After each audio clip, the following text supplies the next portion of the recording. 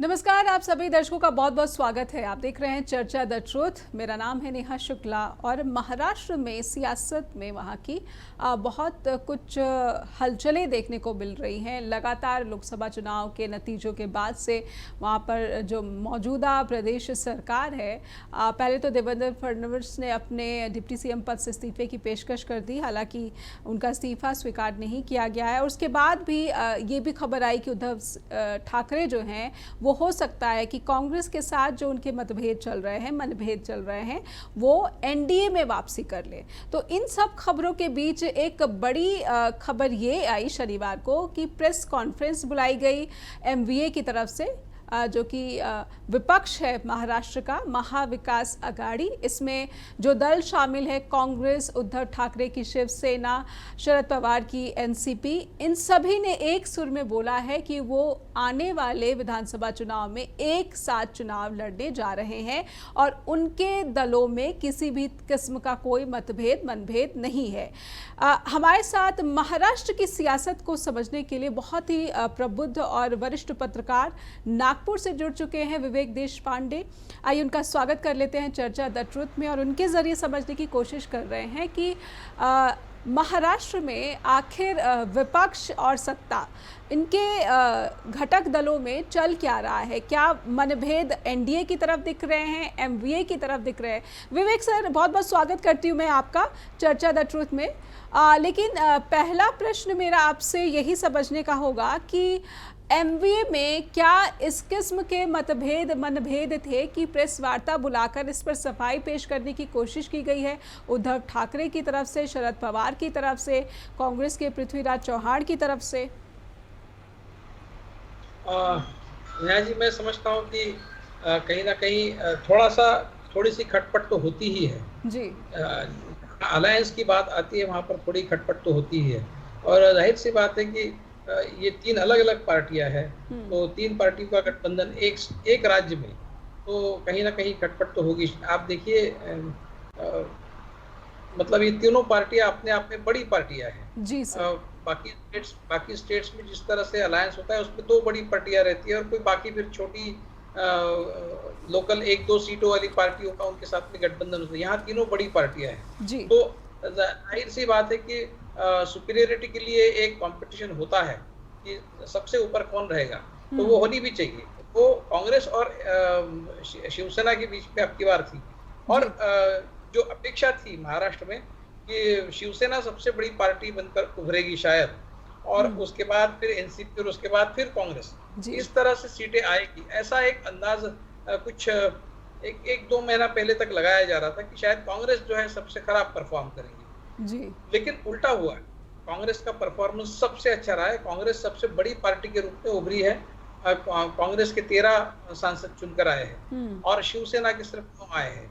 और अगर आप उद्धव ठाकरे वाली शिवसेना और एकनाथ शिंदे वाली शिवसेना, इनकी कंपैरिजन करें तो सिर्फ 2 ही सीटों का अंतर बचा है। मतलब एकनाथ शिंदे की शिवसेना को 7 सीटें मिली है।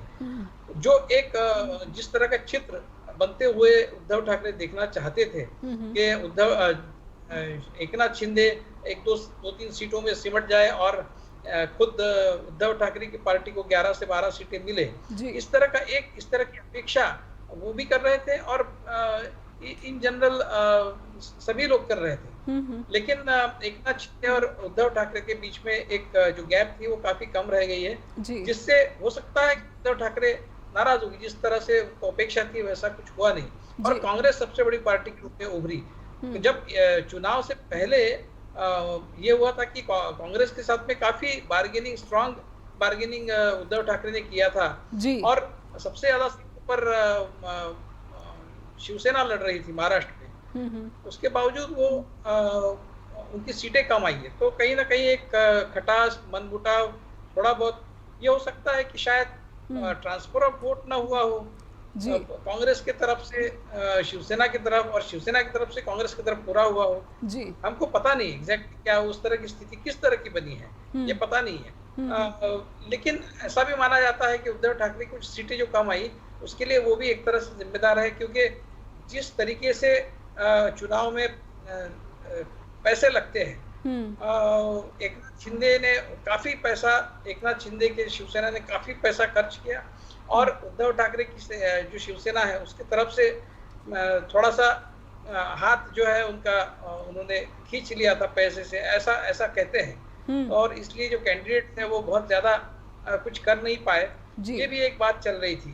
तो कुल मिलाकर अगर आज वो प्रेस कॉन्फ्रेंस लेके वो कह रहे हैं कि वो उनके बीच में कोई मनभेद नहीं है, तो मुझे लगता है उन्होंने अभी ये सारी बातें पीछे छोड़कर आने वाली जो असेंबली इलेक्शंस है उसमें एक दिल से काम करने की कमन बना लिया है। और ये इसी तरह अगर बने रहे तो महाराष्ट्र में महाविकास आघाड़ी को जो 180 के करीब असेंबली सेगमेंट्स में बढ़त मिली है उसको वो मेंटेन कर पाएंगे। बिल्कुल। इससे पहले अगर मैं आप जाना चाहूँ, जो नाना पटोले ने कांग्रेस के जो मुखिया हैं प्रदेश के, उन्होंने जो स्टेटमेंट दिया कि 150 सीटों पर कांग्रेस लड़ने जा रही है, एक तरफा उन्होंने सहयोगी दलों से बिना चर्चा के इस बात का ऐलान कर दिया। क्या शुरुआत इस मनभेद की कांग्रेस की तरफ से हुई है कि जीत से वो इतनी आश्वस्त हो गई कि सहयोगी दलों से चर्चा किए बिना वो मीडिया में किस्म का जो है स्टेटमेंट देने लगे? ये जो मसल फ्लेक्सिंग है इसकी कोई जरूरत नहीं है जी। और पब्लिक स्टेटमेंट देने की क्या जरूरत है? 150 ये बहुत पुराना है पॉलिटिक्स का स्टाइल है कि पब्लिक में इस तरह का स्टेटमेंट दे देना। फिर शिवसेना वाले कह रहे हैं कि हम पूरे 288 सीटों पर लड़ेंगे, फिर एनसीपी वाले भी वही कह रहे हैं। तो इस तरह की बातें होना ये अलायंस के लिए, जबकि चुनाव सिर्फ 3 महीने पर आ चुके हैं, ऐसे समय पर इस तरह की बातें करना अलायंस की जो ओवरऑल जो हेल्थ है उसके लिए अच्छा नहीं है। तो नाना पटोले वैसे भी गैर जिम्मेदाराना वक्तव्य करते रहे हैं और उनके खिलाफ भी बहुत नाराजगी है। और इसलिए शायद मुझे लगता है कि उद्धव ठाकरे शायद इसलिए भी नाराज है, कांग्रेस के अंदर भी नाना पटोले के खिलाफ नाराजगी है। तो कहीं ना कहीं कांग्रेस की जो शीर्ष नेतृत्व है उसको एक बार सोचना होगा कि क्या इस तरह की बयानबाजी अलायंस के लिए ठीक है और इससे बचना होगा। और उद्धव ठाकरे की तरफ से तो वैसा कोई बयान आया नहीं है। हाँ ठीक है, संजय राउत कभी वो भी इस तरह के बयान देते हैं, लेकिन पिछले कुछ दिनों से वो भी शांत है।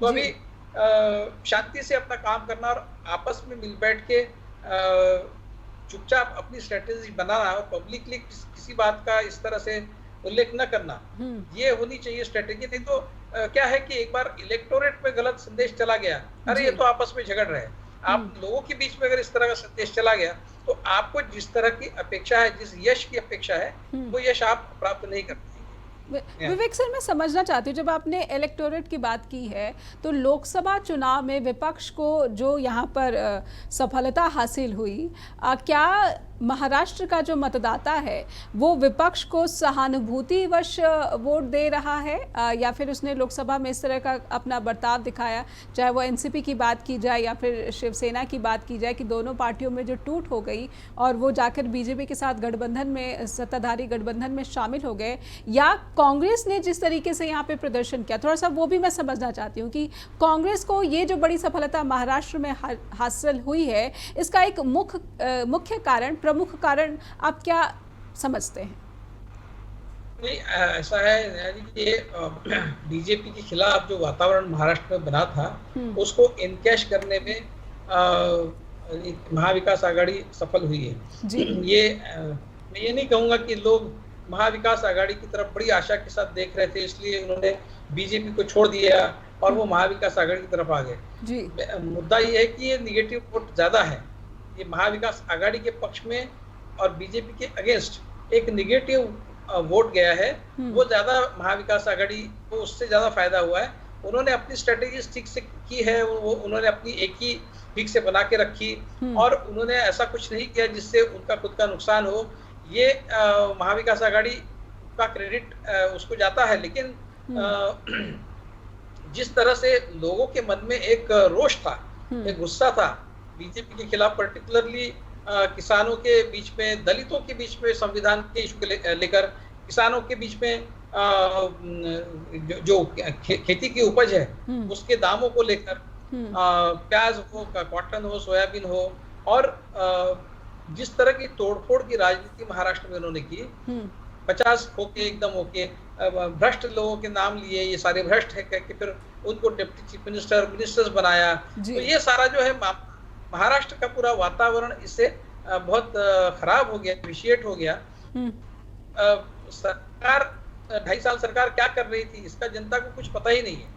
मतलब सरकार का काम क्या चल रहा है इसकी चर्चा होने के बजाय पॉलिटिक्स क्या हो रहा है, महाराष्ट्र में राजनीति क्या हो रही है। आज शरद पवार ने क्या किया, कल उद्धव ठाकरे ने क्या किया, परसों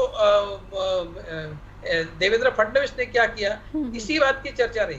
तो सरकार जो है, सरकार का काम जो है वो बैक सीट पर, बैक बर्नर पर रहा और केवल राजनीति और राजनीति। ये बीजेपी के जो बीजेपी ने जो राजनीतिक खेल महाराष्ट्र में खेला, उसके चलते महाराष्ट्र का वातावरण खराब हुआ और वो गुजराती वर्सेस मराठी वाला भी एक एलिमेंट था। ये सारे फैक्टर्स काम कर गए और इससे बीजेपी को नुकसान हुआ और महाविकास आघाड़ी को फायदा हुआ।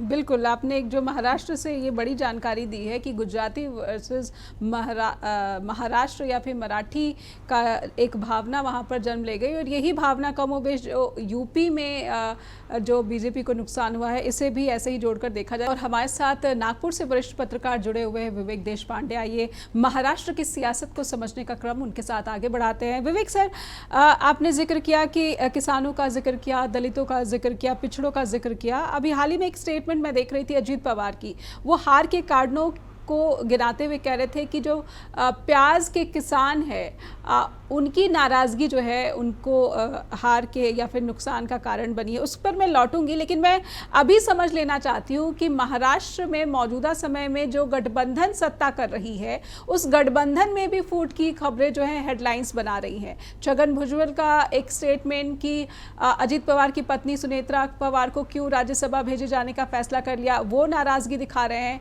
और इसी तरह की नाराज़गी शिंदे शिवसेना जो है उनके सांसदों ने मोदी मंत्रिमंडल को लेकर दिखाई है। तो वहाँ पर भी सब कुछ ठीक नहीं चल रहा है। उसके बारे में थोड़ा हमारे दर्शकों के लिए कुछ बताइए कि कितना सेटल है ये मतभेद सत्ताधारी गठबंधन में, या फिर विवाद बढ़ भी सकता है। जब हार होती है तो जो हारने वाला पक्ष होता है उसके अंदर इस तरह की बातें होती है और कुछ यही हम महायुति के अंदर होते हुए देख रहे हैं। सुनेत्रा पवार बारामती से चुनाव हार गई और बारामती जो खुद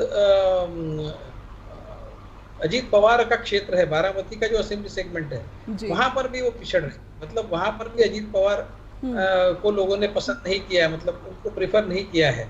तो ऐसी स्थिति में बिल्कुल एक उसको प्रेस्टीज इशू बना के अब तो मैं अपने पत्नी को पार्लियामेंट में भेजूंगा ही, ऐसा एक मन बनाकर फिर उनको राज्यसभा में भेजना, ये मुझे लगता है कि परिवारवाद की इंतहा होगी।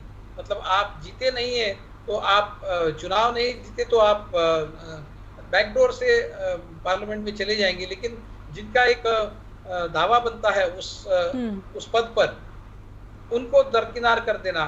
भुजबल जो है वो शायद अगर सुनेत्रा पवार न होती उस जगह तो भुजबल शायद राज्यसभा चले जाते, लेकिन उनको दूर रखा गया और फैमिली को प्रेफरेंस दिया गया।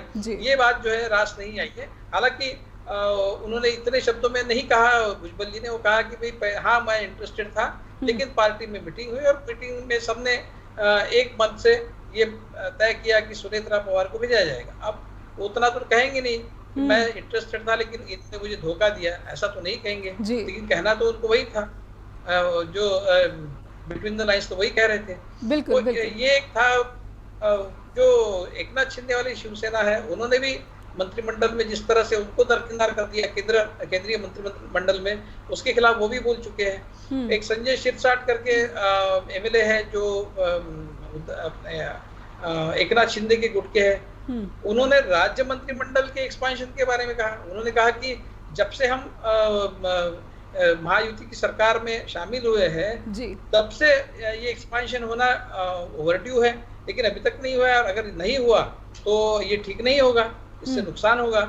या तो ये इस तरह की एक धमकी भी वो दे रहे हैं। तो कुछ ठीक नहीं है महायुति के अंदर, क्योंकि सत्ता जब चली जाती है तो लोग बेचैन हो जाते हैं। और इस बात का जो अंदेशा आ रहा है कि आने वाले असेंबली चुनाव में, विधानसभा के चुनाव में भी महाविकास आघाड़ी का पलड़ा भारी है, इससे फिर ये बेचैनी और बढ़ती है।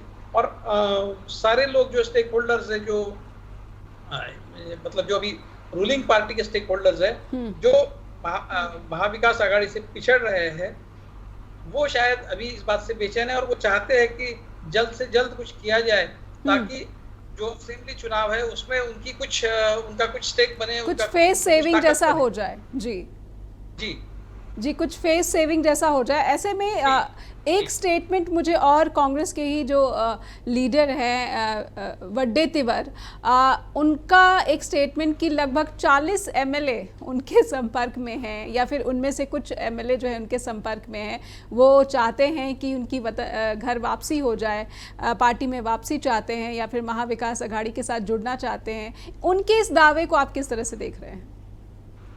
ये देखिए, ये भी एक तरह से एक स्ट्रेटेजिक एक स्टेटमेंट होता है, एक मनोवैज्ञानिक दबाव बनाने के लिए स्टेटमेंट होता है, और इसमें सच्चाई भी हो सकती है, इसलिए कि अभी पलड़ा महाविकास आघाड़ी का भारी है और महाराष्ट्र में चुनाव अक्टूबर में होने हैं, तो उसमें हर कोई चाहेगा कि वो जीतने वाली जो जीतने की प्रोबेबिलिटी जिनकी ज्यादा है उस तरफ रहे। तो ये बिल्कुल हो सकता है कि जो कांग्रेस से या फिर शिवसेना से और एनसीपी से छिटक कर जो बीजेपी में गए हुए लोग हैं, वो वापस कांग्रेस में और इन सारी पार्टियों में वापस आना चाहते हो, ये बिल्कुल हो सकता है। अब वो 40 है 50 है, ये बात अलग है, हो सकता है 10-15 और वो बताया जा रहा है कि 40-50 है, लेकिन ये बहाव जो है हमेशा ही, जिसको एक फिजिक्स में होता है कि water flows from a point of higher potential to lower potential, उस तरह से होता है। तो जिसकी तो ये जो बहाव है, ये जहाँ ज्यादा पॉसिबिलिटी है वहाँ होता है, वो उस तरह से हो सकता है, स्वाभाविक है जो कि जी, लेकिन ऐसा है कि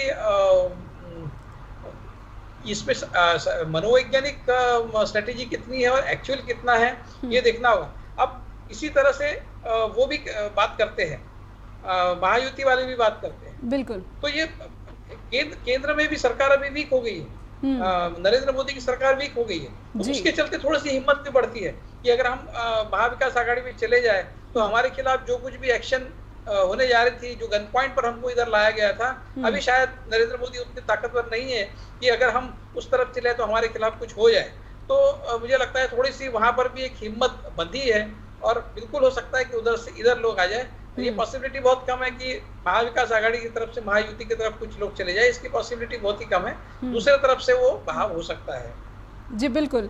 और शरद पवार की जो भूमिका है उसे बहुत ही दिलचस्प तरीके से देखा जाता है। वर्तमान में तीसरा कार्यकाल जो प्रधानमंत्री नरेंद्र मोदी को मिला है, और इसमें टीडीपी और जेडीयू का जिस तरीके से समर्थन मिला है, उसमें ये भी शुरू में काफ़ी अटकलें लग रही थी कि शरद पवार जो कि बहुत अच्छे मित्र हैं चंद्रबाबू नायडू के भी, नीतीश कुमार के भी, वो शायद जो है विपक्ष इंडिया गठबंधन की सरकार के लिए कोशिशें करें। उनकी भूमिका एमवीए के लिए तो सामने आ चुकी है, लेकिन जो केंद्र स्तर की राजनीति है उसमें विपक्ष के लिए किस तरह की चल रही है उसको समझेंगे। शरद पवार की भूमिका और राष्ट्रीय राजनीति में अभी उनकी कितनी सक्रियता देखने को मिल रही है, खास करके जब इंडिया गठबंधन की संभावनाओं को टटोला जाता है। उस पर आने से पहले मैंने एक सवाल किया था, अजीत पवार की हार के कारण उन्होंने खुद माना कि प्याज के जो किसान हैं उनकी नाराज़गी भारी पड़ गई। क्या आपको भी लगता है कि हार जो सत्ता गठबंधन को मिला है, एक वजह जो है ये प्याज के किसान भी है? लगातार हमने खबरें देखी किस तरह से प्याज के किसानों में एक गुस्सा था, जो है एक्सपोर्ट पर रोक लगा दी गई थी। विवेक जी। जी वो हाँ, लेकिन जब रोक उठाई गई तब वो जो गुजरात के सफ़ेद प्याज थे उनका एक्सपोर्ट चालू कर दिया, लेकिन महाराष्ट्र के जो लाल वाले प्याज होते हैं उनका एक्सपोर्ट बैन ही रहा। तो वो भी वहाँ पर भी महाराष्ट्र वर्सेस गुजरात वाला एलिमेंट जो है वहां पर भी लोगों को नाराज कर गया था, और उसके बाद फिर वो शुरू हुआ, लेकिन तब तक बहुत देर हो चुकी थी और लोगों को ये बात समझ में आ गई थी कि महाराष्ट्र किसानों के साथ में एक तरह से गलत व्यवहार हुआ है। इस तरह का एक वातावरण, इस तरह का एक मत किसानों का बन गया था। लेकिन ये सिर्फ किसानों के बीच में नहीं हुआ। अब हमने देखा है कि जिस तरह से कॉम्प्रिहेंसिवली महायुति हारी है, तो जो ग्रामीण इलाके है उसमें तो नाराजगी दिख रही थी जी। जो लोग पत्रकार रिपोर्टिंग के लिए जा रहे थे उनको तो साफ दिख रही थी। लेकिन जब अंतिम नतीजा है तो ये भी स्पष्ट हो गया है उसके बाद कि जो शहरी इलाके हैं, शहरी इलाकों में भी काफी नुकसान बीजेपी को हुआ है। ये सिर्फ महाराष्ट्र में नहीं हुआ है, ये उत्तर प्रदेश में भी हुआ है, ये हर जगह हुआ है, राजस्थान में हुआ है। जो राजस्थान, हरियाणा और उत्तर प्रदेश में जो बीजेपी का एक इंटरनल असेसमेंट हुआ नुकसान के बारे में, उसमें कहा गया है कि करीब करीब 18% जो शहरी वोट है वो भी वहां पर घटे हैं। तो हर जगह शहरी इलाकों में भी महाराष्ट्र में बीजेपी को नुकसान हुआ है। तो किसानों के साथ साथ बाकी लोग भी ऐसा लगता है कि महायुति के इस सरकार से, सरकार की नीतियों से या फिर उनकी कामकाज से आहत थे। और कुल मिलाकर ओवरऑल सारे के सारे लोग बीजेपी और महायुति के खिलाफ चले गए थे अब की बार। जी, जहाँ तक शरद पवार का सवाल है, मैं समझता मैं उस सवाल पे बाद में आऊंगी। मैं पहले क्योंकि बीजेपी का जिक्र हुआ है, बीजेपी के नुकसान का जिक्र हुआ है, तो आप जिस जगह पर हैं नागपुर, आरएसएस और बीजेपी इनके बीच भी जिस तरीके से अभी बयानबाजियां हो रही हैं, अभी आरएसएस के कुछ नेता जो है बीजेपी के नुकसान की बात कर रहे हैं, कह रहे हैं कि राम का न्याय हुआ है। आरएसएस किस तरीके से अभी बीजेपी के कथित अहंकार को लेकर किसी अपनी गुस्से में की कार्रवाई में दिख रहा है, या फिर ये भी कहा जा रहा है कि हो सकता है कि वो दबाव बनाए, नेतृत्व परिवर्तन जैसी भी संभावनाएं तलाशी जा रही हैं। उधर उत्तर प्रदेश में सीएम योगी जो हैं उनका उनकी एक अहम मीटिंग भी जो है आरएसएस के नेता के साथ हो रही है। तो ये बहुत ही एक दिलचस्प सीन ये दिखाया जा रहा है, ये वाकई में कुछ हो रहा है। जी, एक्चुअली आरएसएस और बीजेपी के बीच में ऐसा मैं नहीं कहूँगा। आरएसएस और मोदी शाह के नेतृत्व के बीच में ये एक तरफ आरएसएस और दूसरी तरफ मोदी शाह का नेतृत्व है। इनके बीच में जो खटास है वो काफी सालों से धीरे धीरे वो बढ़ रही थी और अभी वो एक क्रिटिकल मास उसने ले लिया है, जिसके चलते जो जिस तरह का एक स्टेटमेंट हमने आरएसएस के प्रमुख मोहन भागवत की तरफ से आते हुए देखा है 4-5 दिन पहले, जब वो नागपुर में स्वयं सेवकों को एड्रेस कर रहे थे, उसमें उन्होंने जो कुछ भी कहा वो सारा कुछ ये बताता है कि बीजेपी नरेंद्र मोदी और आरएसएस के बीच में बिल्कुल संबंध करीब पूरी तरह से कम्युनिकेशन पूरी तरह से खत्म हो चुका है। और ये प्रॉब्लम आरएसएस की तरफ से नहीं है, ये प्रॉब्लम नरेंद्र मोदी की तरफ से है, क्योंकि नरेंद्र मोदी शायद अपने आप को पिछले 10 सालों में आरएसएस से पूरी तरह से वो दूर उन्होंने अपने आप रखा है। आरएसएस तो चाहता था कि उनसे संबंध बनाए रखे, लेकिन वो ही उनको आस नहीं डालते थे। इस तरह से कुछ चर्चा आरएसएस के सर्कल्स में पूरे इकोसिस्टम में चल रहा था। और कल तक जब नरेंद्र मोदी बहुत सक्षम थे और अपने बलबूते पर पूरी सरकार चला रहे थे, इतनी बड़ी संख्या उनके साथ थी, तो तब तक आरएसएस जो है वो पोजीशन ऑफ स्ट्रेंथ में नहीं था। पोजीशन ऑफ स्ट्रेंथ में नरेंद्र मोदी थे। और जैसे ही उनकी हार हुई मतलब बहुमत से वो दूर रहे और अपने बलबूते पर सरकार बनाने में नाकाम रहे, तुरंत आरएसएस ने अपना मौका ताड़ा और उनको जो कुछ भी उनके दिल में जो कुछ भी चल रहा था वो उन्होंने साफ तौर पर कह दिया। नाम नहीं लिया, लेकिन इशारों में सबको पता है कि जब वो सेवक और अहंकार की बात कर रहे थे, अब वो विपक्ष और प्रतिपक्ष की बात कर रहे थे, जब वो मणिपुर की बात कर रहे थे, तो उनका इशारा किस तरफ था ये सबको पता है। तो ये खुलकर सामने आ गया है। अब आने वाले समय में अगर नरेंद्र मोदी चाहे तो आरएसएस के साथ में एक एडजस्टमेंट कर सकते हैं, अपना ईगो बाजू रखकर। अगर वो अपने सरकार को बिल्कुल सेफ रखना चाहते हैं तो अपना ईगो बाजू रखकर वो आरएसएस का साथ में एक पीस बना सकते हैं। लेकिन वो उनकी फितरत वैसे नहीं है, उनका स्वभाव वैसे नहीं है, उस तरह की वो व्यक्ति नहीं है। उनसे इस तरह की अपेक्षा करना बहुत विवेक सर, कहीं बहुत ना ज्यादा कहीं होगा। महाराष्ट्र से चाहे महायुति के जो दल हैं उनकी वो भी अपने आप को अब थोड़ा सा बेटर पोजीशन में देख पा रहे हैं। आरएसएस के वो नेता या फिर जो प्रमुख है वो भी खुद को इस स्थिति में देख पा रहे हैं कि वो जो भी मतभेद हैं या फिर मनभेद है उनको खुलकर जो है मीडिया के सामने जाहिर कर पा रहे हैं। तो कहीं ना कहीं महाराष्ट्र में जो है बीजेपी की जो मुश्किलें हैं वो लगातार एक बड़ी चुनौती के रूप में उभर रही है, जो कि बीजेपी के लिए कह सकते हैं कि विधानसभा चुनाव से ऐन पहले हो सकता है कि भारी भी पड़ रही हो। महाराष्ट्र में ही नहीं, पूरे देश में जो बीजेपी के अंदर एक तरह से क्या कहेंगे, डर का माहौल था जी नरेंद्र मोदी अमित शाह के बारे में, कि वो कोई बात नहीं कर सकता था, किसी की हिम्मत नहीं पड़ रही थी कि इनके खिलाफ, इनके साथ किसी भी तरह से कोई बात हो सके। बिल्कुल एक चालकानुवर्ती जिसको कहते हैं, एक ही व्यक्ति जो कहेगा वो होगा। मतलब ये नहीं है कि नरेंद्र मोदी का जो एक अथॉरिटेरियन डिक्टेटोरियल जो एटीट्यूड है वो विपक्ष के साथ ही था, वो अपने पार्टी के अंदर भी उनका डिक्टेटोरियल एटीट्यूड से वो पेश आ रहे थे। और सिर्फ बीजेपी के अंदर नहीं तो पूरे संघ परिवार में यही तो बात है जो संघ को बिल्कुल नाराज कर गई थी कि ये डिक्टेटरशिप बाहर चलाते हैं, ये तो वहां तक तो ठीक है, लेकिन ये डिक्टेटरशिप अंदर भी चलाते हैं और अपने को सबसे ऊपर मानते हैं, संगठन से भी खुद को ऊपर मानते हैं। एक बहुत बड़ी व्यक्ति पूजा की रीत बीजेपी में और संघ परिवार में उन्होंने शुरू कर दी है। ये आरएसएस की मूल समस्या, ग्रीवांस ये था। तो एक बार आरएसएस ने अभी बात कह दी है, अपना मन खोल दिया है, तो जो लोग बीजेपी के अंदर नरेंद्र मोदी से डर कर रह रहे थे, सहम कर रह रहे थे, उनको थोड़ा सा बल मिला है, ऐसा कहा जा सकता है। बिल्कुल। अगर 40-50 एमपी भी आरएसएस के पक्ष में बात करने लगे, आप देखिए नरेंद्र मोदी ने बीजेपी लेजिस्लेचर पार्टी की मीटिंग अभी तक नहीं ली, उन्होंने एनडीए के लेजिस्लेचर पार्टी की मीटिंग ली, क्योंकि उनको पता है कि बीजेपी के अंदर जो नाराज लोग हैं वो अगर कुछ कहना चाहे, जब वो चुनाव में अभी उस तरह के परिणाम नहीं ला पाए जिस तरह के वो दावे कर रहे थे नरेंद्र मोदी, तो वो लोग जो है वो अब मुखर हो जाएंगे, वो बात करेंगे, तो वो बात करने का उनको मौका ही नहीं देना चाहिए।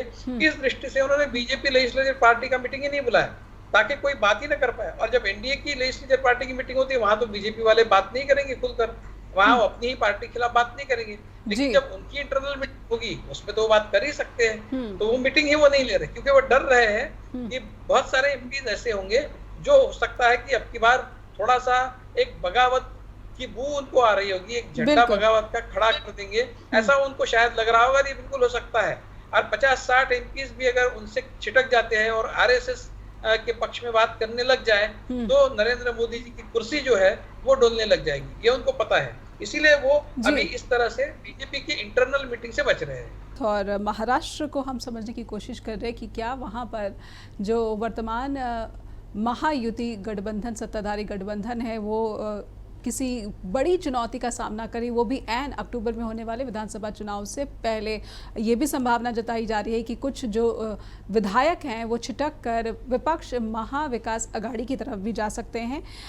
शरद पवार की जो पॉलिटिक्स है नेशनल लेवल पर, नेशनल पॉलिटिक्स में काफ़ी अहमियत इसे मिलती है, और अभी शरद पवार की एक्टिविटीज़ जो है वो इंडिया गठबंधन की सरकार की संभावनाओं से जोड़कर अगर देखा जाए तो वो किस तरह की है, इसको समझने के लिए विवेक सर मैं समझना चाहूंगी, शरद पवार जो ऐसा लग रहा था कि वो कोशिश करेंगे नीतीश जी से बातचीत करने के लिए या फिर चंद्रबाबू नायडू से बातचीत करने का, लेकिन ऐसा कुछ हो नहीं सका।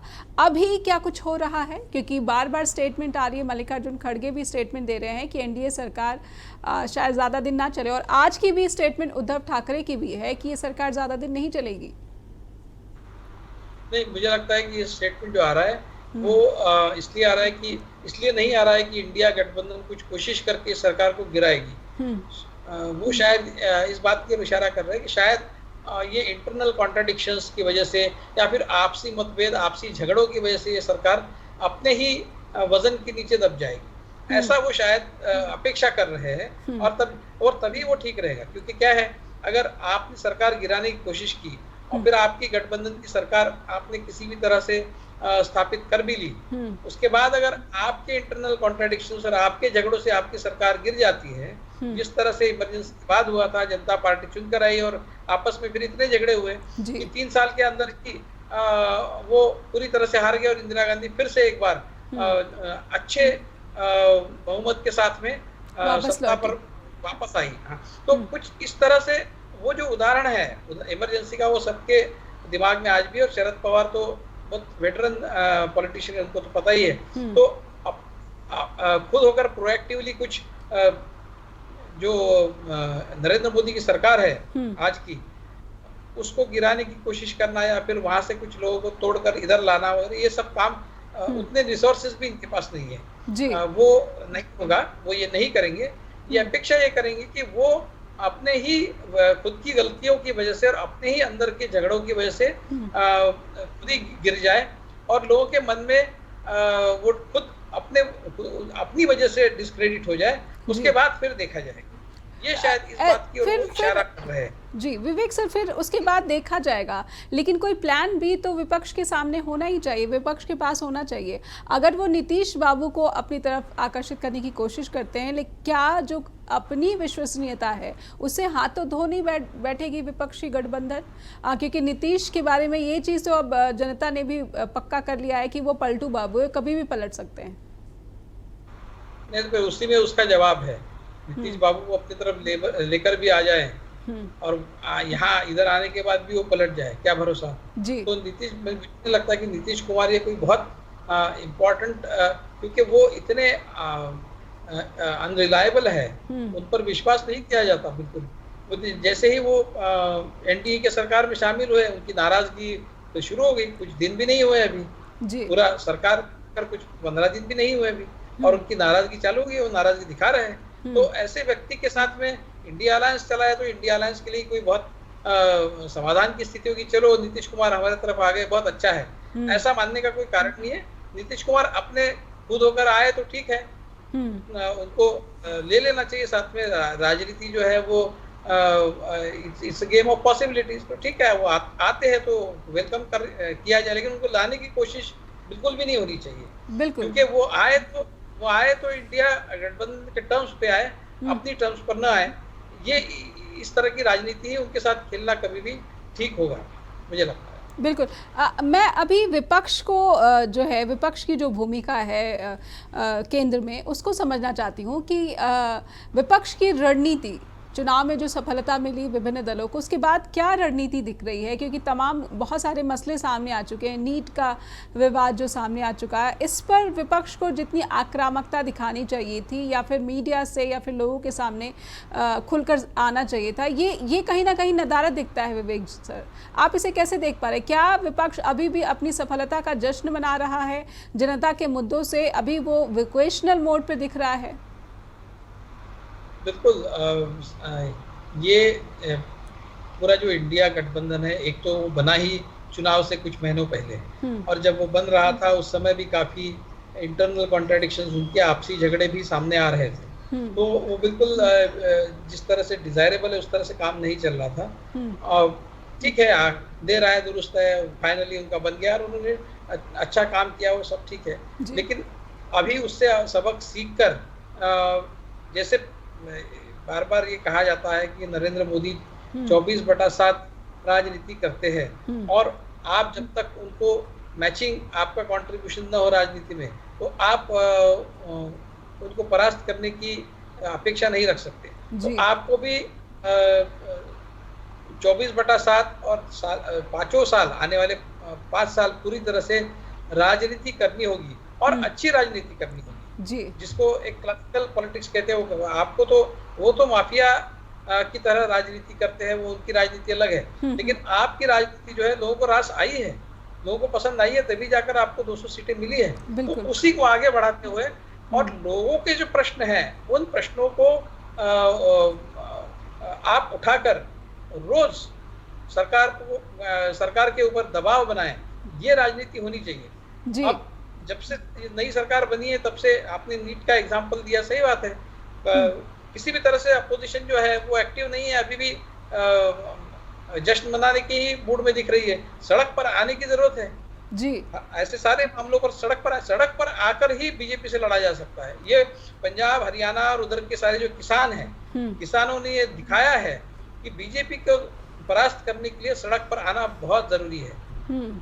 और वो जब तक आप नहीं करते तब तक आप अपेक्षा नहीं कर सकते कि 5 साल के बाद भी 2029 में आप बीजेपी को सत्ता से खारिज करा सकेंगे और आपकी अपनी सत्ता पर काबिज हो सकते हैं। तो ये रोजमर्रा के सवाल लेकर रोज लड़ने की लड़ाई है बीजेपी के साथ। जब तक आप रोज नहीं लड़ेंगे क्योंकि जो भविष्य बिल्कुल बिल्कुल जो कि संसद का जो सत्र है वो 26 जून को जो है शुरू हो रहा है। कहीं ना कहीं जो एक बहुत बड़ा मुद्दा नीट का है और इसके पहले देश में एक विपक्ष की आवाज़ जितनी आक्रामक तरीके से सामने आनी चाहिए थी। कांग्रेस ने कहा है कि वो इस मुद्दे को जो है सदन के भीतर उठाएंगे, लेकिन उसके पहले जनता के बीच कितना उठा रहे हैं, ये प्रश्न जो है एक आज के समय में, आज के दिन बहुत ही प्रबल बना हुआ है। जो हमने बात की अभी उसके बारे में नहीं कर रहे हैं जी, वो करना चाहिए। बिल्कुल। एक बात, क्या राहुल गांधी ही जो है कांग्रेस में, क्योंकि वो हर मुद्दे पर जो है राहुल गांधी सक्रिय तो दिखते हैं, लेकिन उनके आसपास जो टीम है वो उसे लेकर आपकी कोई टिप्पणी, आपकी कोई ऑब्जर्वेशन कि कांग्रेस किस रणनीति के साथ आगे बढ़ रही है? जी, वो भारत जोड़ो यात्रा उन्होंने 2 निकाली, वो अच्छा हुआ। आपने देखा होगा कि उनमें जो जितने डिस्ट्रिक्ट्स में से वो पास हुई उसमें उनको 41 जगह पर कामयाबी भी मिली उससे, उनको और उनके जो मित्र पक्ष है उनको। तो काफी अच्छा भारत जोड़ो यात्रा का जो परिणाम है वो काफी अच्छा रहा। लेकिन ये इस तरह की यात्राएं सिर्फ निकालते रहना, ये मुझे लगता है कि ठीक स्ट्रेटेजी नहीं। अभी आपको लोगों के बीच में रोज जाना होगा, मतलब ये यात्रा निकाल कर नहीं तो जिस तरह से नरेंद्र मोदी जाते हैं, पूरे देश में घूमते हैं, आपको भी घूमना होगा। ये बात सही है कि आपके पास रिसोर्सेस उतने नहीं है, लेकिन आपको किसी भी तरह से ये करना ही होगा और रोज आपको खबरों में रहना होगा। बिल्कुल। आपकी भी एक प्रोपेगेंडा मशीनरी होनी चाहिए। आपका सोशल जो मीडिया है वो काफी अच्छा एक्टिव हुआ है, उसको रेगुलरली कुछ ना कुछ आपके तरफ से भी जनता के बीच में चीजें जानी चाहिए सोशल मीडिया से, और आपको भी छाए रहना है जिस तरह से नरेंद्र मोदी छाए रहते हैं। बिल्कुल। तो ये सब करना होगा, स्ट्रेटेजी के तौर पर ये सब करना होगा, क्योंकि ये अलग तरह की राजनीति का आगाज एक नरेंद्र मोदी और अमित शाह ने इस देश में किया है। आपको उस राजनीति के साथ में मोर देन अ मैच आपको सिद्ध करना होगा। जी, बहुत बहुत धन्यवाद करना चाहूँगी विवेक जी, आपने अपना समय दिया है चर्चा द ट्रुथ के लिए, आपका बहुत बहुत आभार। और अब दर्शकों से करना चाहूँगी अनुरोध कि आपका स्नेह हम तक लगातार पहुँच रहा है आपके ईमेल के रूप में, तो कृपया अपना फीडबैक अवश्य भेजिए और इस कार्यक्रम से जुड़ी हुई कोई भी बात अगर रखना चाहते हैं तो आप लिखिए हमें info@justbroadcasting.com या फिर neha@justbroadcasting.com पर भी। नमस्कार।